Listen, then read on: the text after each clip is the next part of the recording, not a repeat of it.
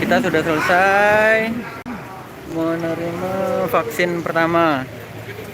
Tim Sarok Kacang sebagian sudah vaksin. Perdana vaksin di Sarok Kacang itu Pak RT. Pak RT udah vaksin beberapa hari yang lalu. Kalau yang lagi yang Mbak Dia tadi lebih apa lo carinya pada awak? fobia jarum rupanya Mbak Dia.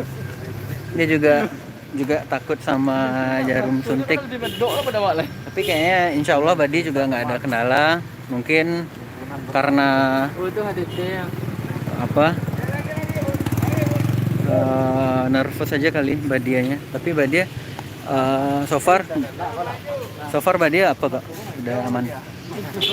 jadi hulek kok jadi hulek dari raksasa. Mbak Dia jen botol pun udah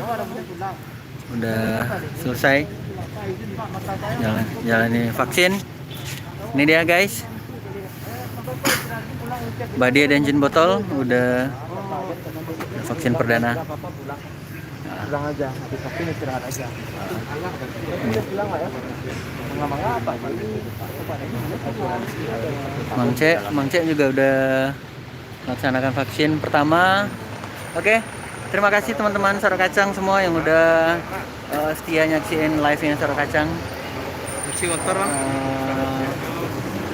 See you next time. Assalamualaikum warahmatullahi wabarakatuh.